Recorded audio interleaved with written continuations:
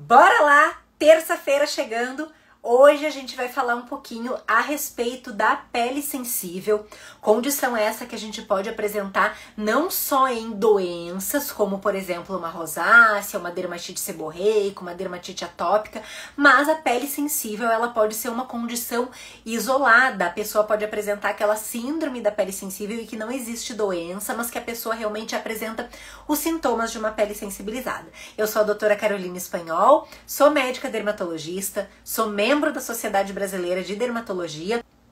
E se tu ainda não está inscrito aqui no nosso canal, onde a gente passa muitas dicas a respeito não só de dermatologia, mas de saúde em geral, essa já é a hora de tu te inscrever, já ativar o sininho para receber as nossas notificações e também rodar a nossa vinheta.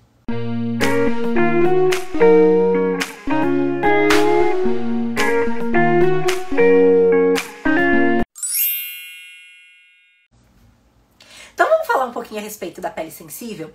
A pele sensível é uma condição em que há uma hiperreatividade da pele, uma hiperreatividade cutânea que pode ser desencadeada por alguns fatores ambientais. Os indivíduos que têm essa condição relatam normalmente reações exacerbadas, ou seja, um pouco exageradas, quando a pele deles está em contato ou com cosméticos, ou com algum sabonete, ou com algum protetor solar. Vocês provavelmente já ouviram ou leram aqui mesmo nos comentários em que a pessoa relata assim: ai doutora, eu comprei um protetor solar, mas eu não consigo usar porque quando eu passo na minha pele, esse protetor solar arde. Mesma coisa elas podem referir com um sabonete ou com algum cosmético mesmo. E muitas vezes eles relatam piora disso depois de uma exposição a um clima seco ou frio.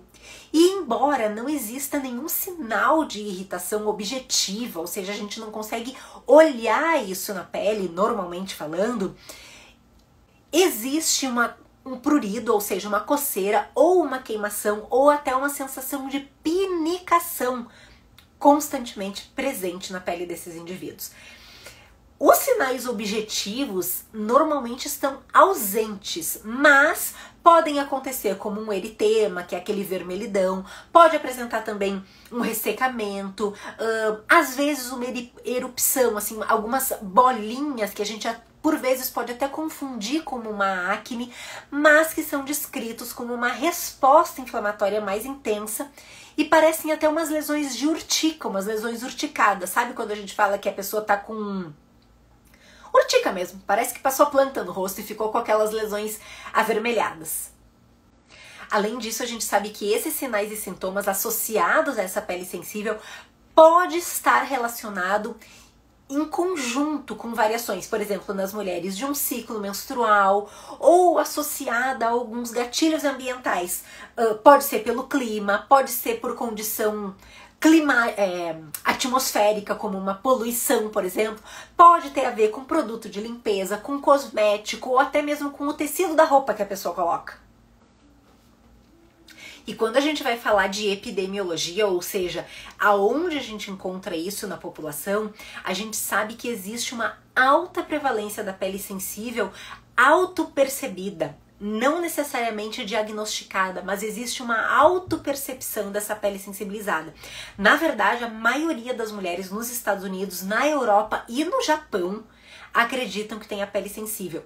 Esse índice às vezes chega a mais de 70%, ou seja, a cada 10 mulheres que a gente pega, 7 referem ou já referiram alguma situação de pele sensibilizada sem doença, sem motivo daquela pele estar sensibilizada. É muita gente. E ainda estudos mostram, obviamente, que as mulheres são mais suscetíveis a essa sensibilidade exacerbada da pele do que os homens, e as possíveis explicações para esse fenômeno, lógico, se encontram na menor espessura da epiderme nas mulheres. Consequentemente, existe uma maior permeação dos ativos agressores e de uma maior sensibilidade inflamatória. Até porque a gente sabe que as mulheres têm um hábito de cosmética muito mais assíduo do que os homens, né? E aí a gente encontra ali nessas peles sensibilizadas, por exemplo, um extrato córneo mais fino, ou seja, a pele do paciente sensível ela pode apresentar uma camada de pele mais fina, então isso vai ajudar a permear os ativos de forma transepidérmica, né, transcutânea. E a gente sabe também que a função dessa barreira cutânea, ela pode estar reduzida. Eu costumo dizer para os meus pacientes que a nossa pele é como se fosse uma parede. Quanto melhor construída a parede, melhor resultado ela vai ter, né? Se a gente utilizar um tijolo bom, um cimento bom, fizer uma argamassa boa, usar uma tinta boa, a parede vai ser boa. Agora, se a gente faz tudo meia boca, usa um tijolo ruim, uma argamassa ruim, um cimento ruim, uma tinta ruim, a parede às vezes não fica tão perfeita, então ela fica mais sujeita, por exemplo, a uma infiltração, até a cair. A nossa pele não é diferente, a nossa barreira cutânea ela também sofre mais ou menos o mesmo processo. Então, quando a pele ela não tem uma barreira cutânea tão bem constituída, ela fica mais sujeita à sensibilidade. Além disso, quando a gente fala de fisiopatologia, quando a gente fala do porquê acontece essa pele sensível, a gente sabe que as peles sensíveis, ela tem uma resposta inflamatória anormal. Ela é exacerbada, ela é maior. Além disso, a gente sabe também que a resposta neurosensorial das peles também é exacerbada. Então eu já cansei de ouvir no consultório as mulheres, principalmente, falando: doutora, eu tenho uma pele normal, mas eu já percebi que quando, por exemplo, eu fico estressada, ou que eu tenho uma tarefa muito árdua no trabalho, ou que aconteceu alguma situação em casa, e isso acontece na minha pele. E é verdade, a fisiopatologia diz que a resposta neurosensorial nos pacientes que têm a síndrome da pele sensível, ela é sim exacerbada. Então o estresse está envolvido na gênese da doença.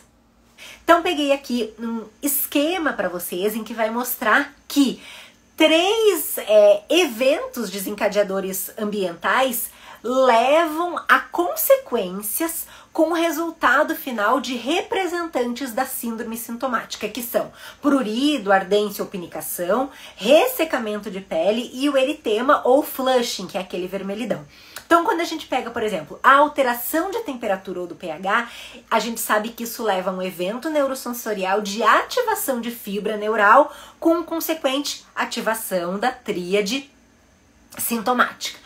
Quando a gente pega, por exemplo, o espossoma, a gente sabe que leva a um evento relacionado ao dano de barreira cutânea, que aí pode ter aumento da barreira transepidérmica de água, né? A gente aumenta a perda de água para o meio ambiente, consequentemente leva a um dos sinais, que é o ressecamento de pele. E o espossoma também leva a eventos imunoinflamatórios, como maior permeação de agentes e poluentes, ativação de vias inflamatórias como a interleucina 4, degradação dos mastócitos, histamina, com consequente prurido e pinicação.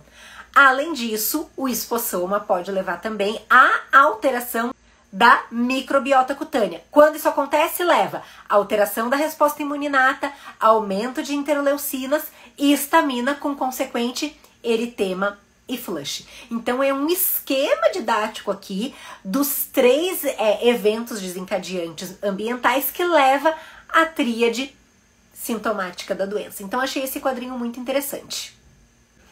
E aí, só finalizando aqui o nosso vídeo, porque eu acho que já me alonguei demais, foi definido aí que a pele sensível a gente consegue classificar em 3 tipos diferentes de pele, então tipo 1, tipo 2 e tipo 3, em que o tipo 1 é aquele que tem um grupo de função de barreira. O tipo 2 é aquele que tem grupo inflamatório com barreira normal, mas alteração inflamatória. E o tipo 3 foi classificado como aquele grupo pseudo-saudável em termos de função de barreira e não tem alteração inflamatória. E aí, claro, a gente tem que sempre basear o nosso tratamento de acordo com o tipo da pele sensível, lembrando que por vezes existe sim o tipo 1, o tipo 2 e o tipo 3 presente numa mesma pele, e aí vem a inúmera gama de tratamentos e de cremes que já foram propostos aí no nosso meio para tratamento da pele sensibilizada. Vou deixar o card aqui em cima da playlist de pele sensível e rosácea que a gente tem aqui no canal. E se tu for uma pessoa com uma pele sensibilizada, vai ter bastante conteúdo para te assistir daqui pra frente. E vou ler para vocês hoje o que está em 2 Samuel 24:19. Davi foi para lá, em obediência à ordem que Gade tinha dado em nome do Senhor. Um grande beijo a todos e até o nosso vídeo de amanhã. Tchau, tchau!